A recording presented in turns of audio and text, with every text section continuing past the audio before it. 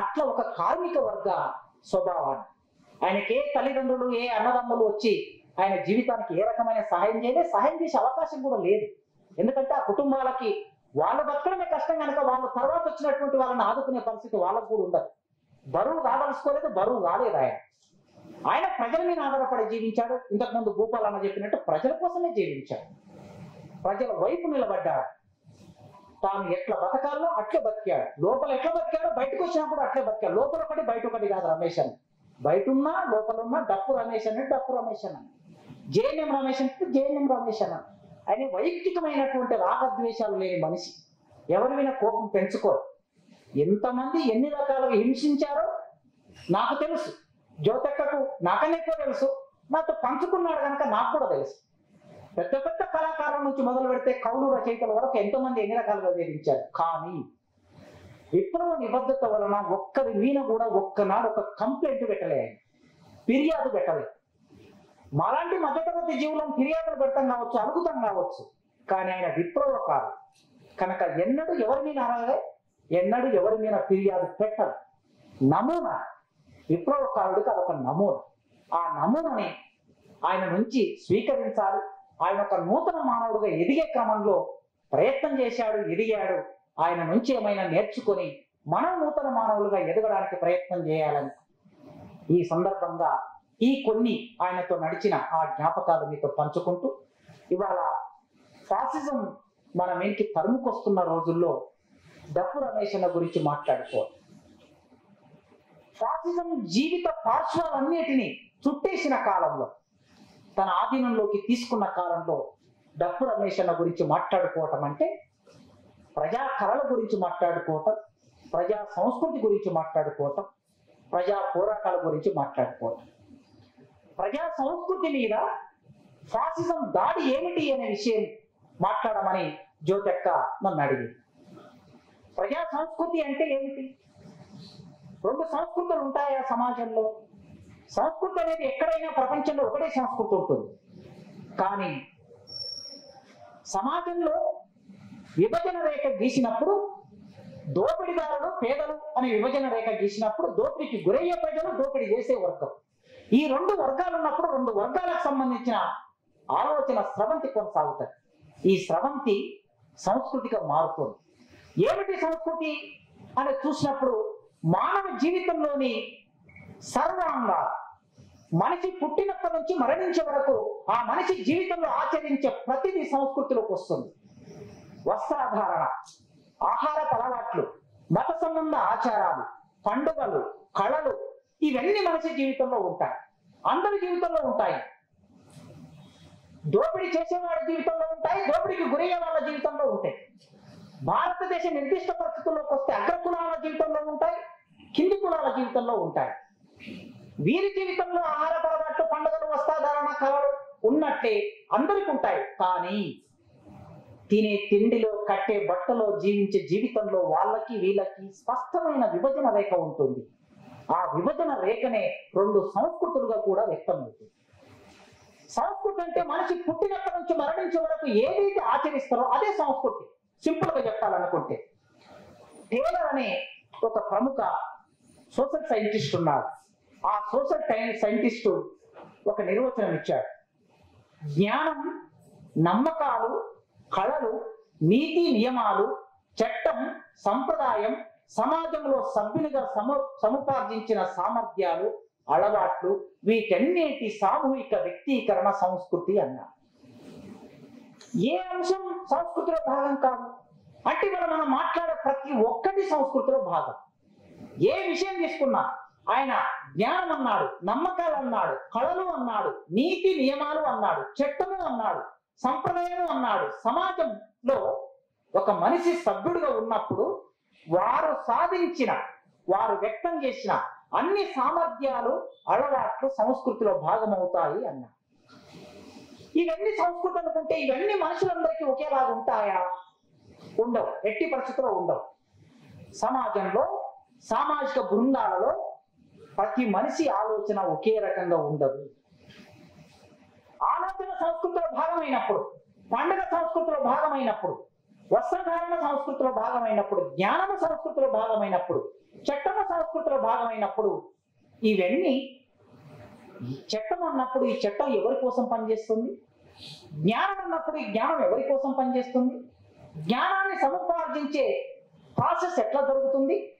సాహిత్యం అన్నప్పుడు, కళలు అన్నప్పుడు, ఇవి సాహిత్యం అంటే ఎవరి సాహిత్యం, కళలు అంటే ఎవరి కళలు, ఎవరి కళలు ఈయన ఆధిపత్యం చెలాయిస్తున్నాయి. ఇవన్నీ మనం చర్చనీయాంశాలుగా మాట్లాడుకోవాలి. మనుషులు అలవర్చుకున్న బహిర్ప్రవర్తన, మనుషులు అలవర్చుకున్న అంతర్గత ప్రవర్తన కూడా సంస్కృతిలో భాగమవుతుంది. ఇవి ఒక తరం నుంచి మరో తరానికి సంక్రమిస్తాయి. ఈ అలవాట్లు ఇవి ఒక చోటు నుంచి మరో చోటికి అవి వ్యాప్తి చెందుతూ ఉంటాయి. ఉత్తర భారతదేశం నుంచి దక్షిణ భారతదేశానికి, దక్షిణ భారతదేశంలో తమిళనాడు నుంచి తెలుగు నేల మీదకి, ఆంధ్రప్రదేశ్ నుంచి తెలంగాణకి, వరంగల్ నుంచి హైదరాబాద్కి, హైదరాబాద్ నుంచి గ్రామాలకి, ఇవి ఇట్లా ఒక చోటు నుంచి మరో చోటికి వ్యాపిస్తూ ఉంటాయి. ఒక తరం నుంచి మరో తరానికి సంక్రమించినట్లే, మన తాత ముత్తాతల నుంచి మనకు సంక్రమించినట్లే, ఒక ప్రాంతం నుంచి మరో ప్రాంతం వరకు కూడా ఇవి విస్తరించడం అనేది వీటి స్వభావం, అంటే సంస్కృతి స్వభావం. అందుకే కొందరు పురుషులు తలపాగా ధరించడం అనేది ఒక ప్రాంతంలో, మీరు ఉత్తర భారతదేశానికి వెళితే తలపాగా ధరించడం అనేది అది ఆ కులానికి సంకేతంగా ఉంటుంది. అందరూ తలపాగా ధరించలేదు. మిగతా కులాల వాళ్ళు దాన్ని ధరిస్తే ఎవరైతే దాన్ని తమ కులము సొత్తు అనుకుంటారో అనుకున్న వాళ్ళు వీళ్ళ మీద దాడి చేస్తారు. మనం చూస్తాం. చెప్పులు వేసుకోవటం భారతదేశంలో ఒక కులానికి పర్మిట్ ఉంది, కొన్ని కులాలకి పర్మిట్ ఉంది. చెప్పులు వేసుకోవటం కొన్ని కులాలకు పర్మిట్ లేదు. ఆభరణాలు ధరించడం మనుభావం ప్రకారం, ఆభరణాలు ధరించడం పురుష సూక్తం ప్రకారం ఆభరణాలు ధరించడం కొన్ని కులాలకి పర్మిట్ ఉంది, కొన్ని కులాలకి పర్మిట్ లేదు. బహిరంగ ప్రదేశాల్లో సంచరించడం కొన్ని కులాలకి అవకాశం ఉంది, కొన్ని కులాలకి అవకాశం లేదు. గుర్రం మీద ఎక్కడం 2018లో చూసాం మనం. గుజరాత్ రాష్ట్రం, ఈ దేశ ప్రధానమంత్రి గారి రాష్ట్రం గుజరాత్ లో గుర్రం మీద ఎక్కినందుకు ఒక దళిత పిల్లవాడిని ఆ గుర్రం మీద నుంచి దింపి చెట్టు కట్టేసి కొట్టారు, గుర్రం ఎక్కినందుకు. అంటే ఆ ఊరిలో కొన్ని కులాలు మాత్రమే గుర్రం ఎక్కి తిరిగారు. ఇది సంస్కృతిలో భాగమైనది. విభజన ఎక్కడొచ్చిందంటే ఆధిపత్యం నుంచి విభజన వచ్చింది. అందుకోసమే ఆధిపత్య వర్గాల సంస్కృతి అని మాట్లాడవలసి వచ్చినప్పుడు దోపిడీ వర్గాల సంస్కృతి, దోపిడీకి గురయ్యే ప్రజల సంస్కృతి, ఆధిపత్య వర్గాల సంస్కృతి, ఆధిపత్యానికి గురయ్యే ప్రజల సంస్కృతి అనే విభజన రేఖను గురించి మనం మాట్లాడుకోవాలి. అయితే సంస్కృతిలో ఖచ్చితంగా భిన్నత్వం ఉంటుంది కదా. ఈ భిన్నత్వం ఉన్నప్పుడు సంస్కృతి ఎట్లా సంక్రమిస్తుంది అనే విషయంలో కూడా సామాజిక శాస్త్రవేత్తలు కొన్ని అభిప్రాయాలను వ్యక్తం చేశారు. ఈ అభిప్రాయాలు ఏమిటంటే జీవపరంగా జన్యువుల ద్వారా మనుషులకి ఇది లభించదు, అది సామాజిక వారసత్వంగా ఒక మనిషి నుంచి మరో మనిషికి వస్తుంది అన్న సామాజిక శాస్త్రవేత్తలు కూడా ఉన్నారు. సామాజికంగా ఒక మనిషి నుంచి మరో మనిషికి రావటం, జన్యుపరంగా రావటం కాదు, సామాజికంగా. అంటే సామాజికంగా ఒక మనిషి నుంచి మరో మనిషికి వస్తుందంటే ఆధిపత్యం చెలాయించే వాడి సంస్కృతి, ఆ ఆధిపత్యం చెలాయించే వాడి కొడుకు వస్తుంది. దోపిడీ చేసేవాడి సంస్కృతి, దోపిడీ చేసేవాడి కొడుకు వాడి బిడ్డకి వస్తుంది. దోపిడీకి గురయ్యే, ఆధిపత్యానికి గురయ్యే ప్రజలు సహజంగా ఇన్నాళ్ళు మీ తల్లిదండ్రులు ఆధిపత్యానికి గురవుతూ ఉన్నారు కనుక మీరు కూడా ఆధిపత్యానికి గురవుతూ ఉండాలి. దీనినే భారతదేశ ఇతిహాసాల పురాణాల ప్రకారం, వేదాల ప్రకారం కర్మ సిద్ధాంతం అంటారు. ఈ కర్మ సిద్ధాంతం పేరు మీద ఈ దేశంలో సంస్కృతి, నీవెందుకు ఇట్లా ఉన్నావు, నీవెందుకు ఈ రకమైన బట్టలే ధరించాలి, నీవెందుకు అర్ధనగ్నంగా బట్టలు పై మీద తొడుక్కోవడానికి అంగే ఉండదు, అంగి తొడుక్కోవడానికి అంగి ఉండదు. ఒకవేళ అంగి తొడుక్కున్నా పై కులాల ముందు నీవు అంగి తొడుక్కొని నడవడానికి వీల్లేని ఒక స్థితి ఎందుకు వచ్చిందంటే నీ తాత అంగి వేసుకోలేదు, నీ ముత్తాత అంగి వేసుకోలేదు కనుక వారి నుంచి నీకు లభించేది, సామాజికంగా నీకు లభించేది ఏమిటంటే నువ్వు తక్కువ వాడివి అనే ఒక భావన, అది సంస్కృతిలో భాగంగా వస్తుంది అని సామాజిక శాస్త్రవేత్తలు చెప్పారు. సైన్స్కు చాలా భిన్నమైన ఆలోచన విధానం ఇది. అందుకే ఏ సంస్కృతి అయినా సరే అది పవిత్రమైందిగా లేదా పరిశుద్ధమైందిగా లేదా కలిపి లేనిదిగా చెప్పడం అనేది సాధ్యమయ్యే పని కాదు. ఈ ప్రపంచంలోనైనా భారతదేశంలోనైనా సంస్కృతి మానవ ప్రవర్తనల్ని, మానవ ధోరణుల్ని అది నిర్దేశిస్తూ ఉంటుంది. కొన్నిటిని అనుమతిస్తుంది, కొన్నిటిని నిరాకరిస్తుంది, కొన్నిటిని నిషేధిస్తుంది. నిషేధించడం అనేది నియంత్రించడంగా అది వ్యక్తం అవుతూ ఉంటుంది. ఏదైనా సరే ఒక సామాజిక వ్యక్తిగత కార్యకలాపాన్ని ఎలా నిర్వహించాలో అది చెబుతుంది. ఏ సామాజిక కార్యకలాపమైనా సరే అది ఎట్లా జరగాలో సంస్కృతి నిర్దేశిస్తుంది. ఒక పండగను ఎట్లా చేయాలో దానికి భిన్నంగా చేస్తే ఒప్పుకో, వాళ్ళు అనుకున్న దానికి భిన్నంగా చేస్తే అది అనుమతించదు.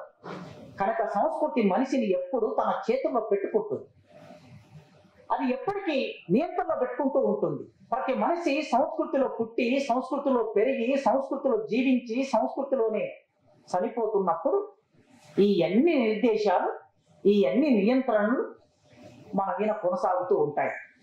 మనిషి ఆధ్యాత్మిక విషయాల నుండి అన్ని పాదార్థిక విషయాల వరకు సంస్కృతిలో భాగమవుతాయి. దేనిని కూడా సంస్కృతి నుంచి మినహాయించి చెప్పడానికి అవకాశం లేదు.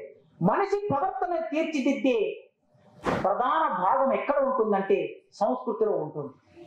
ఏ మనిషి అయినా సరే మన ఆలోచన క్రమాన్నంతా సంస్కృతిలో భాగంగా తీర్చిదిద్ది మనల్ని బయటికి పంపిస్తారు. ఒక స్త్రీ ఎట్లా ఉండాలి, ఒక పురుషుడు ఎట్లా ఉండాలి, కింది కులంలో పుట్టిన పురుషుడు ఎట్లా ఉండాలి, పై కులంలో పుట్టిన పురుషుడు ఎట్లా ఉండాలి, పెళ్లి సందర్భంలో ఎట్లాంటి బట్టలు ధరించాలి, ఎవరిచే మంత్రాలు చదివించుకోవాలి, చచ్చిపోయినప్పుడు ఎట్లా ఖననం చేయాలి, ఇవన్నీ కూడా సంస్కృతిలో భాగంగానే నియంత్రించి నిర్దేశించబడతాయి, వాళ్ళ చేత చెప్పబడతాయి. సామాజిక ఊహలను బట్టి మనిషిని గౌరవించడం అనేది కూడా సంస్కృతే మనకు నేర్పిస్తుంది. సంస్కృతే మన జీవితానికి అది అలవాటు చేస్తుంది.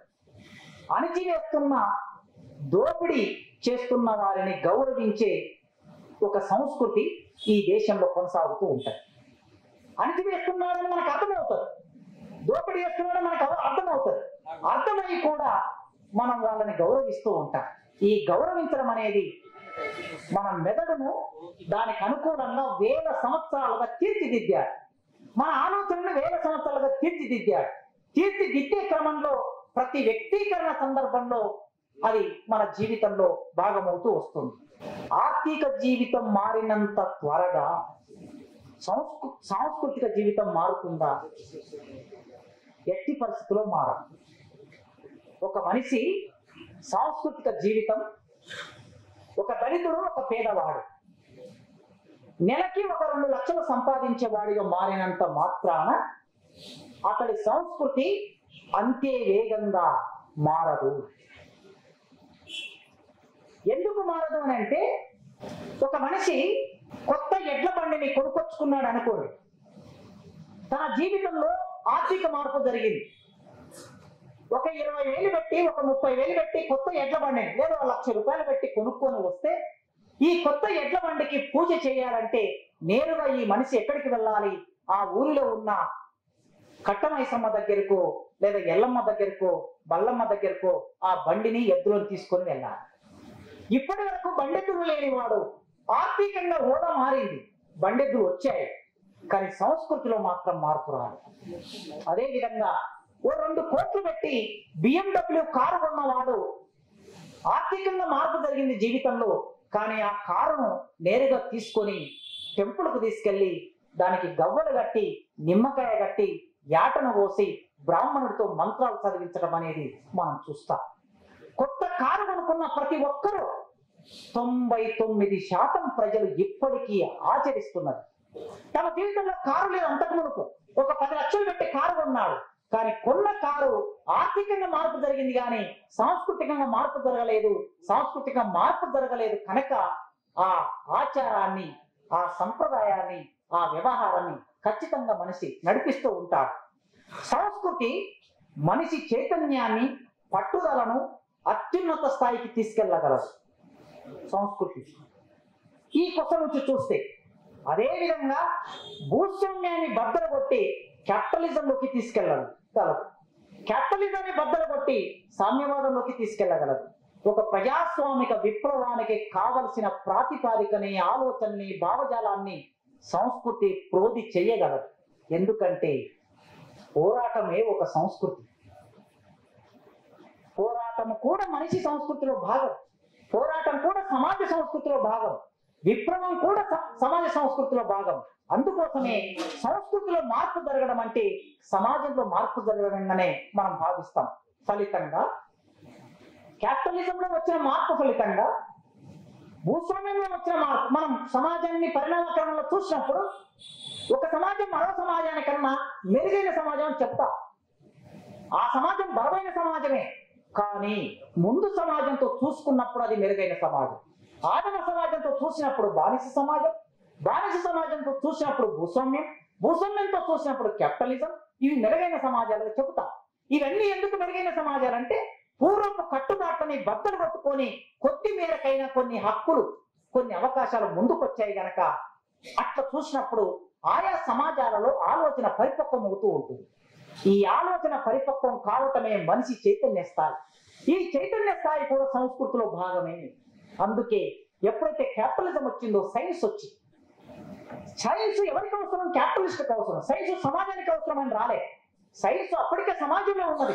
సమాజంలో ఉన్నటువంటి శాస్త్రాన్ని, సైన్స్ ను క్యాపిటలిస్టులు తమ దోపిడీని ఎక్కువగా పెంచడానికి, దోపిడీ విస్తృతం చేసుకోవడానికి, ఉపయోగించుకోవడానికి ఆ రోజు శాస్త్రవేత్తలు బయలుదేరారు. వాళ్ళకి కావలసిన పరిశోధన కావలసిన అవసరాలని క్యాపిటలిస్టులు సమకూర్చారు. అట్లా సమకూర్చడం వలన సామాజిక శాస్త్రంలో మార్పు వచ్చింది, ప్రకృతి శాస్త్రంలో మార్పు వచ్చింది, సాహిత్యంలో మార్పు వచ్చింది. ఇట్లా మార్పు రావటం కూడా సంస్కృతిలో వచ్చినటువంటి మార్పుగానే మనం చూడాలి.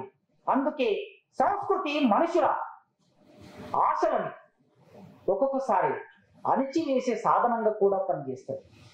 ఆశలని, ఆశయాలని అణిచివేస్తూ ఉంటుంది. మన దేశంలో వైరాగ్య భావాలని, కర్మ సిద్ధాంతాన్ని, మోక్షకాంక్షలని ప్రజలలో ప్రచారం చేసి కార్యత్వంలోకి రాకుండా నిష్క్రియ పరులుగా మార్చేస్తుంది సంస్కృతి. రోజు దోపిడికి గురయ్యేవా? మన మామూలుగా ఫిలాసఫీ చెప్పేటప్పుడు, క్లాసులు చెప్పేటప్పుడు చెప్తూ ఉంటాం. ఒక కార్మికుడు చనిపోయాడు, సూసైడ్ చేసుకొని చనిపోయాడు. ఆ కార్మికుడు శవాన్ని తీసుకొచ్చి ఇంటి ముందర పెట్టాడు. కార్మికులందరూ, తనతో పనిచేసిన కార్మికులందరూ వచ్చి శవాన్ని చూసి పువ్వులు పెట్టి దండ వేసి పోతూ ఉన్నా. ఒక్కొక్కరు ఒక్కొక్క రకంగా మాట్లాడుతూ ఉన్నా. ఒక కార్మికుడు అన్నాడు, ఏదైనా బతికి సాధించాలి కానీ సచ్చి ఏం సాధిస్తామండి అన్నాడు.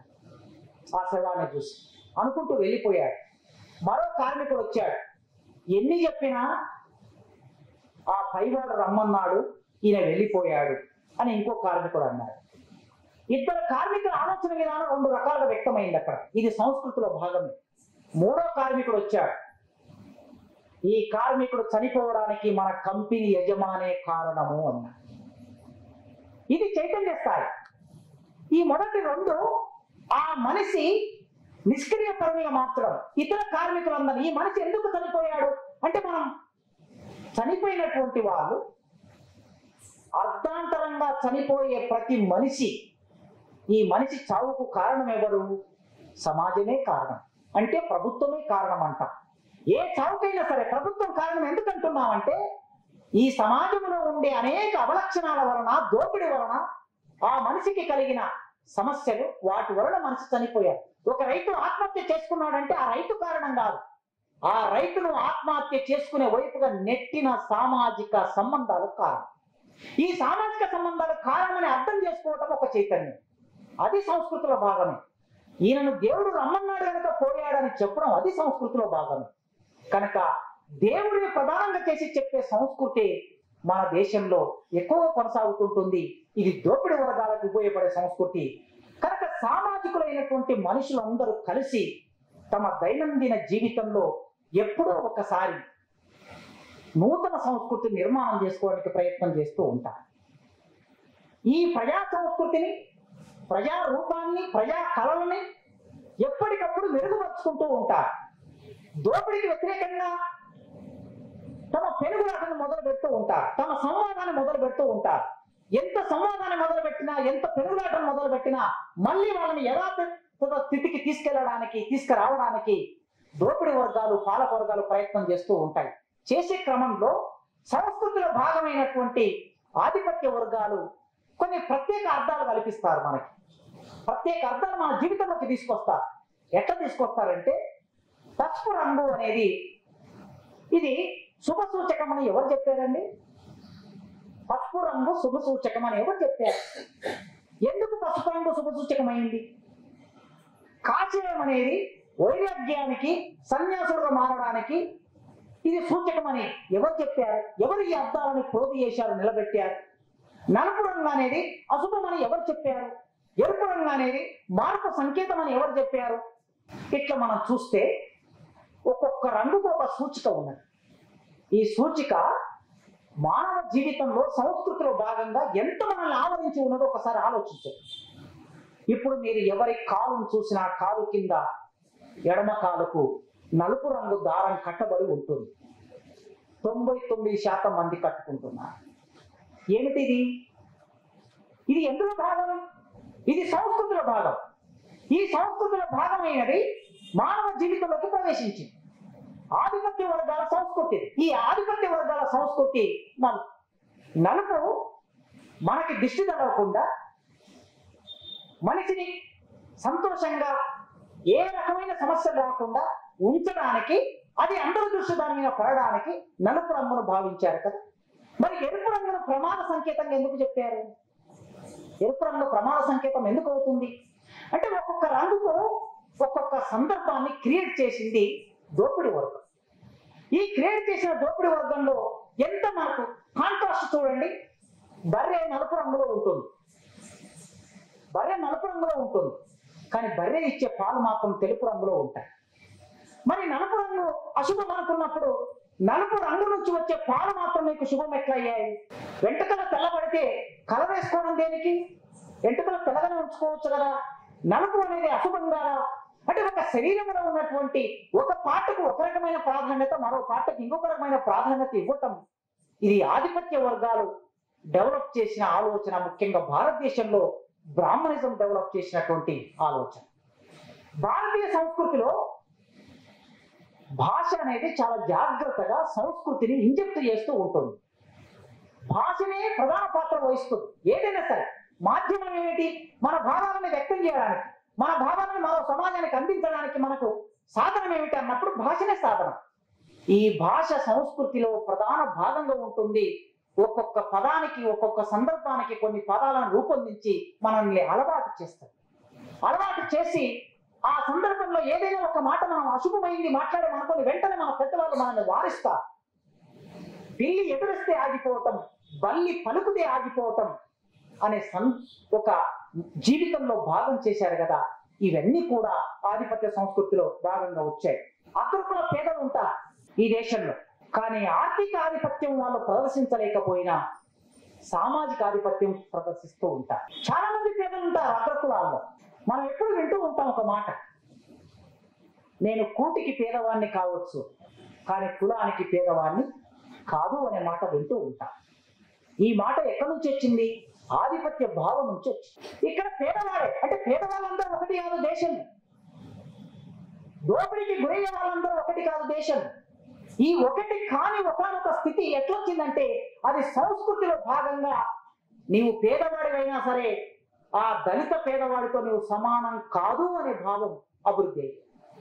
ఇది ఎక్కడి నుంచి? ఉత్పత్తిలో భాగంగా వచ్చింది. ఇదేం విడిగా లేదు. కులం అనేది భారతదేశంలో విడి అంశం కాదు, అది పునాదిలో భాగం, అది ఉత్పత్తిలో భాగం. ఉత్పత్తిలో భాగం కనుక కులాన్ని బట్టి భారతదేశంలో దోపిడీ కొనసాగుతుంది. మీరు చూడండి, తెలంగాణ నేల మీద నైజాం పరిపాలించిన కాలంలో వెట్టి చాకిరి ఉన్నది. వెట్టి చాకిరి అంటే అర్థం ఏమిటి? చేసిన పనికి ఏ ప్రతిఫలం ఆశించకుండా పనిచేయటం అని అర్థం. వెట్టి మాదిగా, వెట్టి మాల అన్నారు కదా. వెట్టి బ్రాహ్మణ్ అన్నారా?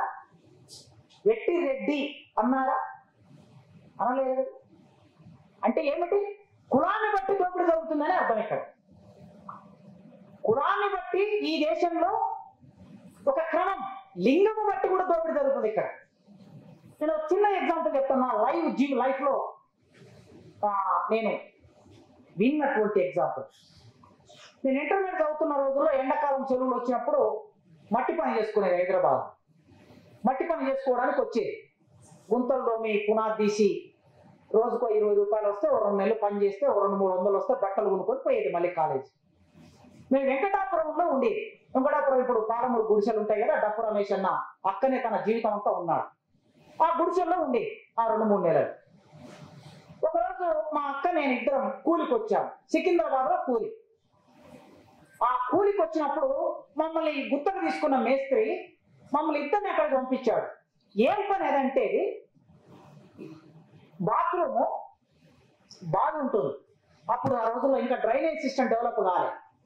ఆ డ్రైనేజ్ సిస్టమ్ డెవలప్ కానప్పుడు బావి ఉంటే ఆ బావి మీద వేసినటువంటి సిమెంట్ అది ఉంటుంది కదా, దాన్ని పగలగొట్టాలి. మేము 20 మంది ఉన్నాం ఆ గుత్తదారు కింద, కానీ మమ్మల్ని ఇద్దరిని పంపించాడు. అక్కడికి వెళ్ళిన తర్వాత నేను గన్ను బట్టి దాన్ని పగలగొడుతుంటే ఒక్కొక్క ముక్క దాంట్లో కింద పడి లోపలికి వెళ్ళిపోయి ఆ లోపల ఉన్నటువంటి మలం బయటికి ఎగిరి పడుతూ ఉంది మా మీద. నాకు ఇప్పుడు అర్థమైంది మమ్మల్ని ఇద్దరిని అక్కడికి ఎందుకు పంపించాడనే విషయం. బీసీలు ఉన్నారు, ఎస్సీలు ఉన్నారు, అందరూ ఉన్నారు, కానీ మమ్మల్ని ఇద్దరిని అక్కడికి ఎందుకు పంపించాడనే విషయం అర్థమైంది. సరే ఆ పని అయిపోయిందా? అయిపోయిన తర్వాత సికింద్రాబాద్ లో బస్ ఎక్కి వెంకటాపురం వస్తున్నాం. అయితే ఎంతైనా నేను మగవాడిని, నా వయసు అప్పటికి 17 ఏళ్ళే. 17 ఏళ్ళలో ఉన్న మగవాడికి నాకు 20 రూపాయలు, మా అక్కకి 15 రూపాయలు కూలి. నాకన్నా పెద్దదాన్ని. మగవాడి పని గన్ను బట్టి కొట్టాను కనుక 20 రూపాయలు. ఆమె బస్సు ఎక్కిన తర్వాత ఒక మాట అన్నది, ఏమయ్యా కండక్టర్ సారు, వీనికి 20 రూపాయల కూలి, నాకు 15 రూపాయల కూలి, మరి టికెట్లో నాకు తక్కువ లేదా అని అడిగింది. టికెట్లో నాకు తక్కువ లేదా ధర అని అడిగింది. నాకు అర్థం కాలేదు. ఇప్పుడు అర్థమైంది. పొలిటికల్ ఎకానమీ చదువుకున్న తర్వాత లింగము బట్టి ఎట్లా దోపిడీ జరుగుతుంది. మా ఊళ్ళో కూడా అదే కదా, ఎక్కడైనా ఊళ్ళలో స్త్రీకి 1 జీతం, పురుషుడికి 1 జీతం. అంటే కులాన్ని బట్టి దోపిడీ జరుగుతుంది, లింగాన్ని బట్టి దోపిడీ జరుగుతుంది. ఇది సారంలో ఉన్న విషయం, ఇదే నేను కొత్తగా చెప్పే విషయం కాదు. అందుకే ఈ దేశంలో దోపిడీ అని అంటే ఆ దోపిడీ ఎన్ని రూపాల్లో జరుగుతుందో ఆ దోపిడీకి గురయ్యే ఒకానొక ఆలోచనని మన జీవితంలో ఎట్లా భాగం చేశారో, నీవు దోపిడీకి గురి కావాలి, నీవింతే అనే కర్మ సిద్ధాంతాన్ని సంస్కృతిలో భాగంగా ఎట్లా చేశారో దోపిడీ కూడా సంస్కృతిలో భాగమైంది. పోరాటం సంస్కృతిలో భాగమైనప్పుడు దోపిడీ వర్గాలకి దోపిడీ కూడా సంస్కృతిలో భాగమైంది. కనుక ప్రజా సంస్కృతిని ఎప్పటికప్పుడు అదిమి పడుతూ వచ్చారు, ప్రజా జీవితాన్ని అదిమి పడుతూ వచ్చారు. ఈ అదిమి పడుతూ వచ్చినటువంటి సందర్భంలో మనం ఇప్పుడు ఈ సందర్భానికి వద్దాం, ఫాసిజం సందర్భంలోకి వద్దాం. సంస్కృతి ఏ పని చేస్తుంది? ప్రజా సంస్కృతిని, దోపిడీ వర్గాల సంస్కృతి, ప్రజా సంస్కృతి భిన్నంగా ఉన్నప్పుడు ఈ రెండింటి మధ్యన ఘర్షణ ఎట్లా ఉంటుంది, విభజన ఎట్లా ఉంటుంది అర్థమయ్యాక ఫాసిజం అనే ఒక రూపం ఈ దేశంలోకి వచ్చి ప్రజా సంస్కృతి మీద, ప్రజా జీవితం మీద, కళల మీద ఎన్ని రూపాల్లో దాడి చేస్తున్నారో చూస్తే మొట్టమొదలు ఇటలీ అనే ఒక దేశపు సందర్భంలోకి వెళ్దాం. అక్కడ సాంస్కృతిక ఆధిపత్యం, ఎప్పుడైనా సరే ఒక రాజకీయ ఆధిపత్యం కొనసాగాలంటే మొట్టమొదలు సాంస్కృతిక ఆధిపత్యం వస్తుంది, ఆ తర్వాతనే రాజకీయ ఆధిపత్యం. ఈ సాంస్కృతిక ఆధిపత్యాన్ని ఇటలీలో ముస్సోలిని అనేవాడు మొట్టమొదలు తీసుకొచ్చాడు. ప్రజా సంస్కృతి తనకన్నా ముందు ఉన్నటువంటి ప్రజా సంస్కృతిని హీనపరచడం, తక్కువగా చూపించడం, అవమానపరచడం, ప్రజలని సామూహికంగా వాళ్ళ జీవితం మీద, సంస్కృతి మీద దాడి చేయటం, ఆ సంస్కృతిని పాటించేటటువంటి వాళ్ళ ఆర్థిక మూలాలను దెబ్బతీయటం, ప్రజలు అనుసరించే జీవితపు విలువల్ని చిన్నాభిన్నం చేయటం, ప్రగతి నిరోధక భావజాలాన్ని విస్తృతంగా ప్రజల్లో ప్రచారం చేయటం, ఇది ఇటలీలో జరిగింది. ఆనాడు ముస్సోలిని ఒక క్రమ పద్ధతిలో కొనసాగించాడు దీన్ని. ఈ దాడి క్రమంలో వాళ్ళు అనుకున్న విలువలు, అంటే ఫాసిజం ఏదైతే విలువగా అనుకుంటుందో ఆ విలువనే మొత్తం దేశపు విలువగా మారిపోతుంది. ఒకవేళ దాన్ని పాటించినప్పుడు ఏం జరుగుతుంది అంటే, ముస్సోలిని మొదటి ప్రపంచ యుద్ధం జరిగాక ఏర్పడిన సంక్షోభాన్ని పెట్టుబడిదారులు తమకు అనుకూలంగా మలుచుకోవడానికి ఆనాడు ఆ దేశంలో ఒక నాయకుడు అవసరం వచ్చాడు. ఆ నాయకుడు ముస్సోలిని రూపంలో అవసరం వచ్చాడు. అంటే ఇక్కడ సంస్కృతికి దీనికి ఒక ఆర్థిక రాజకీయ నమూనా ఉంటుంది. ఈ ఆర్థిక రాజకీయ నమూనాలో పెట్టుబడికి ఇది అవసరం అవుతుంది. పెట్టుబడి నేరుగా ప్రవేశించదు, మొట్టమొదలు అది సంస్కృతి రూపంలో ప్రవేశించి ఆ తర్వాత తనకు అనుకూలమైన ప్రాతిపాదికని, వాతావరణాన్ని తయారు చేసుకున్న తర్వాత పెట్టుబడి ప్రవేశిస్తుంది. ఆ క్రమంలోనే ఇక్కడ ముసోలిని రూపంలో సోషలిస్ట్ భావాలు పెరుగుతున్న ఒక స్థితి, సోషలిస్ట్ విప్లవం రష్యాలో విజయవంతమైంది. చాలా దేశాలు సోషలిస్ట్ విప్లవం వైపు వెళ్తూ ఉన్నాయి, ఆకర్షించబడుతున్నాయి. ఆ ఆకర్షించబడుతున్న సందర్భంలో ముస్సోలిని తన దేశంలో ఉన్న సోషలిస్టుల మీద టార్గెట్ చేసి చంపేశారు. కార్మికులని, సోషలిస్టులని, కమ్యూనిస్టులని టార్గెట్ చేసి చంపారు. అంటే ఫాసిజం ప్రవేశించినప్పుడు ఎవరెవరిని లక్ష్యం చేసుకుంటుంది? లౌకికవాదులు అనుకున్న వాళ్ళు, ప్రజా అనుకూలం అనుకున్న వాళ్ళు, ప్రగతిదాయకమైన వాళ్ళు, కమ్యూనిస్టులు, సోషలిస్టులు, కార్మికులు, వీళ్ళు ఫాసిజానికి శత్రువులుగా ఉంటారు. ఆనాడైనా ఈనాడైనా. ఈనాడు ఈ దేశంలో ఫాసిజం ప్రవేశిస్తున్న ఈ క్రమం, ఈ 10 సంవత్సరాల కాలంలో ఇవాళ ఫాసిజం ఏం రాలేదు. ఆధునిక కాలంలో వచ్చిన ఒక భావన, ఇది ఎప్పుడో మొదలైంది, ఇవాళ మనకు ప్రత్యక్షంగా మన జీవితంలో కనిపిస్తున్నది. ఈ ఫాసిజం సంఘ పరివార ఫాసిజం, ఇది బ్రాహ్మణీయ ఫాసిజం, ఇది మనువాద ఫాసిజం. సంఘ పరివార ఫాసిజం, బ్రాహ్మణీయ ఫాసిజం, మనువాద ఫాసిజం. ఈ మనువాద ఫాసిజం, ఈ బ్రాహ్మణీయ ఫాసిజం, ఇది పెట్టుబడిదారిని జత తీసుకొని ప్రయాణం చేస్తూ ఉంది. ఆనాడు ఇటలీలో, ఆనాడు జర్మనీలో ఏ పని చేసిందో ఇవాళ భారతదేశంలో అదే పని చేస్తుంది. భారతదేశంలోని ఫాసిజానికి శత్రువులు ఎవరు? పేద ప్రజలు. శత్రువులు ఎవరు? కమ్యూనిస్టులు, ప్రజాస్వామికవాదులు, లౌకికవాదులు, మత మైనార్టీలు వాళ్ళకి శత్రువులు.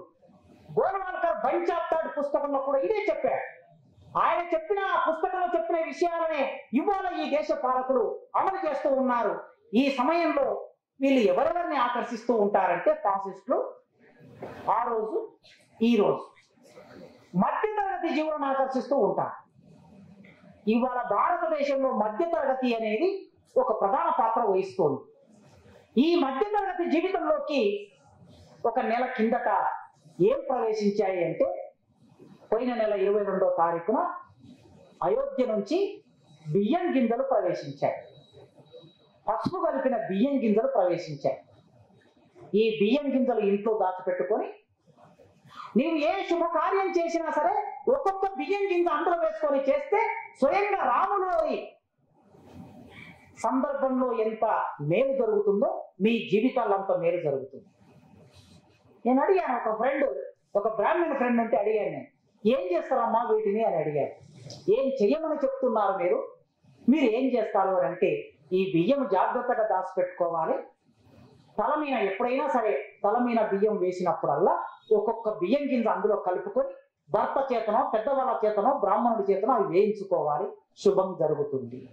తలంబ్రాలు పోసుకున్నప్పుడు అందులో ఒక బియ్యం గింజ వేస్తే మిగతా బియ్యం గింజలన్నీ అయోధ్య నుంచి వచ్చిన బియ్యం గింజలుగా మారిపోతాయి. ఇది ఒక ఆలోచన.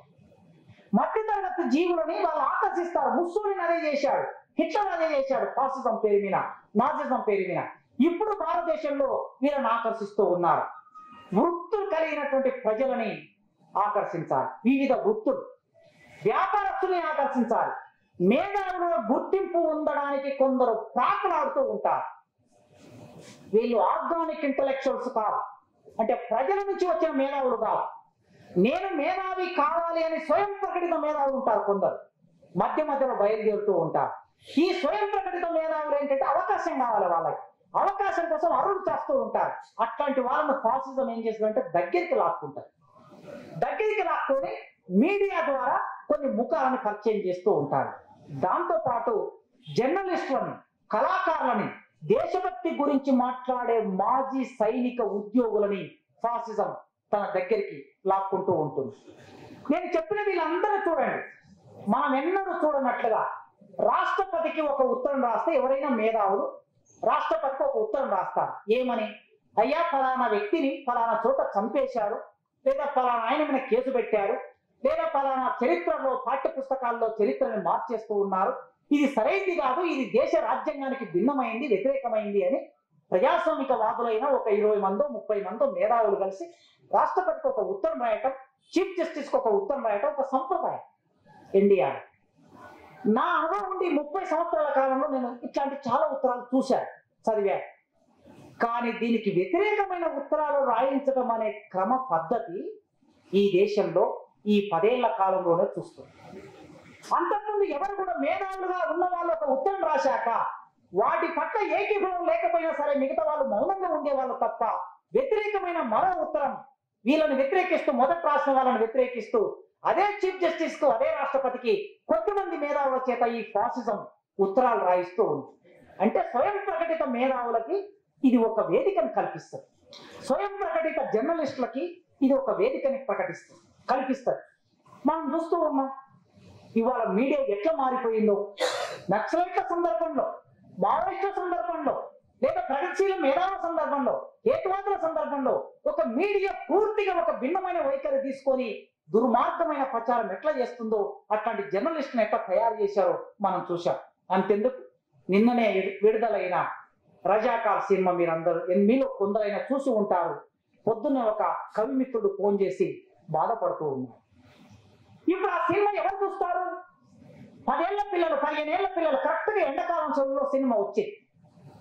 20 ఏళ్ల పిల్లలు ఈ సినిమా చూస్తే తెలంగాణ రైతాంగ సాయుధ పోరాటం గురించి తెలియని పిల్లలు, ఒక బందకి గురించి, మగ్దు మైత్రి గురించి, చాకల ఐలమ్మ గురించి, కుమరం భీమ గురించి తెలియని పిల్లలందరూ ఆ సినిమా చూస్తే నిజంగా ఇదేనా చరిత్ర, అంటే ఇదేనా అంటే వాళ్ళు దీని ఒక జర్నలిస్టులతో పాటు సినిమాలో పనిచేసే యాక్టర్లని, దర్శకులని, నిర్మాతలని, కళాకారులను కూడా తమ వైపుకు మంచుకుంటారు. మనం కాశ్మీర్ ఫైల్స్ చూసాం, కేరళ ఫైల్స్ చూసాం, ఇప్పుడు హైదరాబాద్ ఫైల్స్ వచ్చాయి, రజాకార్ ఫైల్స్ వచ్చింది. నేను అనుకుంటా అతి కొద్ది కాలంలోనే మావోయిస్ట్ ఫైల్ అని ఒక సినిమా, ఫైల్స్ అని సినిమా వచ్చినా మనం ఆశ్చర్యపోనక్కర్లేదు. ఇట్లా రకరకాల పద్ధతుల్లో దాడి చేయటం అనేది వీళ్ళందరినీ తమ దగ్గరికి మార్చుకోవటం. సినిమా హీరో అంటే ఎవరైనా సరే ప్రజలందరూ తమ సినిమా చూడాలని కోరుకుంటారు, ప్రతి హీరో, ప్రతి హీరోయిన్. అందుకోసం వాళ్ళ వివాదాస్పదమైన కామెంట్లోకి ఎన్నడూ వెళ్ళరు, అభిప్రాయాలు ఉన్నా సరే ఎన్నడూ వెళ్ళరు. కానీ ఫస్ట్ టైం ఈ 10 సంవత్సరాల కాలంలో హీరోయిన్స్ చాలా న్యాక్టెడ్ గా బయటికి వచ్చి మాట్లాడుతున్న మాటల్ని, ఒక మతానికి అనుకూలంగా మాట్లాడుతున్న మాటల్ని చూస్తూ ఉంటే ఫాసిజం ఎంతగా ఒక వర్గాన్ని తన వైపు మలుచుకున్నదో మనం గమనిస్తూ ఉన్నాం. ఈ విధంగా జర్మనీలో కూడా ప్రజల సంస్కృతిని ధ్వంసం చేస్తారు. ఫాసిస్టు ఆధిపత్యాన్ని అంగీకరించని వాళ్ళందరినీ సమూలంగా నిర్మూలిస్తుంది, దేశద్రోహులుగా ప్రకటిస్తారు. హిందుత్వ సంఘ పరివార రాజకీయాలని అంగీకరించని అందరి మీద ఫేక్ వీడియోలు క్రియేట్ చేసి ప్రచారం చేస్తారు. ప్రభుత్వమే స్వయంగా కేసులు పెట్టి వీళ్ళు దేశద్రోహులు, వీళ్ళు రాజద్రోహులు, వీళ్ళు హిందూ మతానికి వ్యతిరేకులు అని ప్రచారం చేస్తూ ఉంటారు. అది జరిగింది. ఆ రోజు యూదుల మీద చేశారు, ఆ రోజు కమ్యూనిస్టుల మీద చేశారు, ఇటలీలో, జర్మన్లో. ఇవాళ భారతదేశంలో కూడా అదే చేస్తున్నారు. ప్రజల జీవితంలోకి జర్మనీ జాతీయ భావాన్ని అంగీకరించని వాళ్ళని మేమే స్వచ్ఛమైన ఆర్యులమని ప్రకటించారు జర్మన్లో. ఇవాళ భారతదేశంలో ఏమంటున్నారు? గోల్వాల్కర్ రాసినటువంటి రాతలో హిందూ అనే మాటని అంగీకరించని వాళ్ళు ఎవరు కూడా భారతదేశంలో ఉండడానికి వీలు లేదు అంట. నువ్వు ఎథిస్టువా, నువ్వు కమ్యూనిస్టువా, నువ్వు ముస్లిమా, క్రైస్తవుడా, బౌద్ధుడా, నాకు సంబంధం లేదు. నువ్వు హిందూ అని అంగీకరించవలసిందే. అంగీకరిస్తేనే ఈ దేశంలో ఉండాలి. ఈ దేశంలో ఉండాలంటే వందే మాత్రం పాడాలని ఒకప్పటి నినాదం గోడల మీద. కానీ ఇవాళ ఈ దేశంలో ఉండాలంటే హిందువుగా జీవించవలసిందనే ఈనాటి నినాదం. వీళ్ళు ఇద్దరిని ప్రధానమైన శత్రులుగా ఆయన గోల్వాల్కర్ బంచ్ ఆఫ్ థాట్ పుస్తకంలో ఆనాడే 1934లోనే రాశాడు. ఇద్దరు శత్రువులు అన్నాడు ఈ దేశానికి. మొదటి శత్రువులు ముస్లింలు, రెండో శత్రువులు కమ్యూనిస్టులు అన్నాడు. ఆ రోజు రాశాడు, ఈ రోజు అదే అమలవుతుంది. ముస్లింలు అని మీరు చూడండి, ఉత్తరప్రదేశ్ లో గోరఖ్పూర్ అనే ఆ పట్టణాన్ని మియా బజారుగా, మాయా బజారుగా, గోరఖ్పూర్ లో ఉన్నటువంటి మియా బజార్ అని ఒక వీధిని మాయా బజారుగా మార్చారు. ఉర్దూ బజారును, అక్కడ ఉన్నటువంటి బజార్ల పేర్లన్నిటినీ మెల్లగా అలీనగర్ ను ఆర్యనగర్ గా మార్చారు. హైదరాబాదు వాళ్ళ పాఠ్య పుస్తకాల్లో, వాళ్ళ రాతల్లో, వాళ్ళ రచనలో, వాళ్ళ నినాదాల్లో, బ్యానర్ మీద వాళ్ళు రాసే దాంట్లో ఎక్కడ హైదరాబాద్ పట్టణం అనేది ఉండదు. మీరు చూస్తే అది భాగ్యనగర్ అనే ఉంటుంది. వాళ్ళ పాటల్లో భాగ్యనగరే ఉంటుంది, వాళ్ళ మాటల్లో భాగ్యనగర్ అనే ఉంటుంది. రేపు హైదరాబాద్ కూడా భాగ్యనగర్ గా మారిపోతుంది. ఇది ఆధిపత్యంలో ఒక రూపం. హిందుస్థాన్ లో జీవిస్తున్న పరాయి జాతులు హిందూ సంస్కృతిని భాషని సొంతం చేసుకునే వరకు ఈ దేశంలో ఉండడానికి వీల్లేదు అని ఆయన రాశాడు. ఇండియాలో జీవించాలంటే హిందూ జాతికి లోబడి ద్వితీయ శ్రేణి పౌరులుగా ఉండాలి. నువ్వు ఏ మతం వాడాలనే సంబంధం లేదు నాకు. ఒకవేళ నీవు ఉండాలనుకుంటే మొదలు హిందూ మతాన్ని అంగీకరించు, ఆలోచన విధానాన్ని అంగీకరించు. అంగీకరించాక కూడా నీవు ద్వితీయ శ్రేణిలోనే ఉండాలి అనేది వాడి ఆలోచన. ముస్లింలని యూదులను ఎట్లయితే సమూలంగా నాశనం చేశారు, అక్కడ 10 లక్షల మంది యూదులని పొయ్యిల్లోకి నెట్టేసి ఎముకల గూడుల్లాగా సముద్రపు మట్టినంత ఇసుకనంత ఎముకల గూడులాగా ఎట్లా మార్చారో ఇక్కడ భారతదేశంలో కూడా సామూహిక హననం అనేది ఒక గుజరాత్ లో జరిగినటువంటిది, ఉత్తరప్రదేశ్ లో జరిగేది, రేపు ఇంకే దేశంలో ఇంకో ప్రాంతంలో ఎక్కడైనా జరగవచ్చు. అట్లాంటి దానికి కావలసిన ప్రాతిపాదికనే ఈ సినిమా. ఒకసారి దాడి చేస్తే ఎవరు అడ్డు చెప్పినటువంటి స్థితిలోకి వెళ్ళడం. కనుక ఫాసిజం రాజకీయ ఆర్థిక నమూనా కలిగిన ఫాసిజం సంస్కృతిని ఆధారం తీసుకొని, మతాన్ని ఆధారం తీసుకొని మానవ జీవితంలోకి ప్రవేశించి నేను తినే తిండే నీవు తినాలి. నువ్వు మాంసాహారం తింటా అంటే నేను ఒప్పుకోను. మాంసాహారంలో కూడా నువ్వు గోమాంసం తింటానంటే నేను ఒప్పుకోను. గోమాంసం అతి త్వరలో గోమాంసం తినటం అనేది నిషేధానికి గురైన మనం ఆశ్చర్యపోనక్కర్లేదు. వాళ్ళు బిజినెస్ చేసుకోవడం కోసం ప్రపంచంలో అతి ఎక్కువగా గోమాంసాన్ని ఎగుమతి చేస్తున్న 2వ దేశం భారతదేశం. మరి 2వ దేశం భారతదేశమైన ఈ గోమాంస ఎగుమతిదారులందరూ ఎవరు? ఎగుమతిదారులందరూ బనియా బ్రాహ్మణ్ సామాజిక వర్గాలకు చెందిన పెట్టుబడిదారులు గోమాంసాన్ని ఎగుమతి చేస్తున్నారు. మరోవైపు వాళ్ళు మాట్లాడేది గోమాత దేవుడు.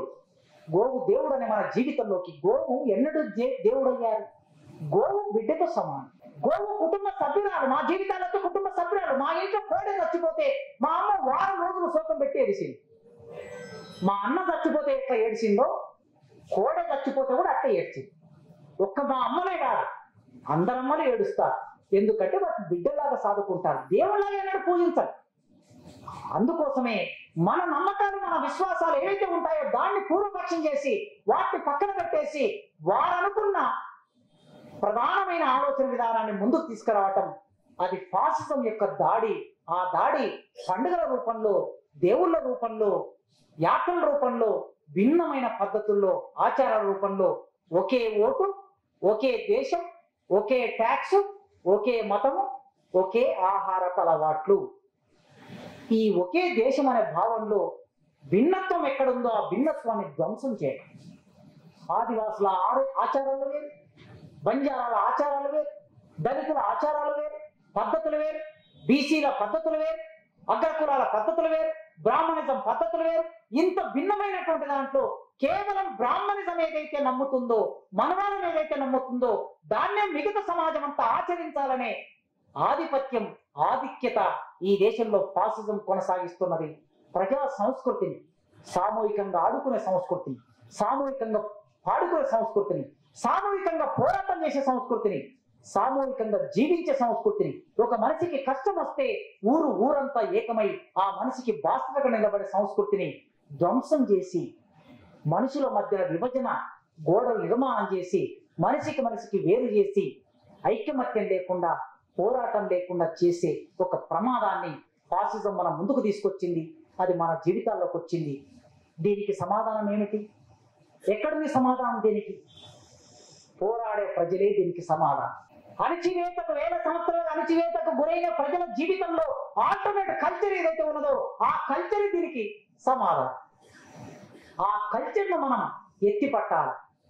డప్పు రమేష్ అన్న తన జీవితంలో డప్పుయే తన జీవితం, తన అస్తిత్వం ఏమిటి? డప్పు విప్లవకారు. రమేష్ అంటే ఏమిటి? డప్పు రమేష్. నీవెంత జేఎన్ఎం రమేష్ అన్నా డప్పు రమేషే ఆయన అస్తిత్వం. డప్పు అనేది ప్రజా సంస్కృతి. మొట్టమొదటి కళారూపం. 32 కళల్ని పలికించగలిగిన ఏకైక కళారూపం డప్పు మాత్రమే ఈ దేశంలో.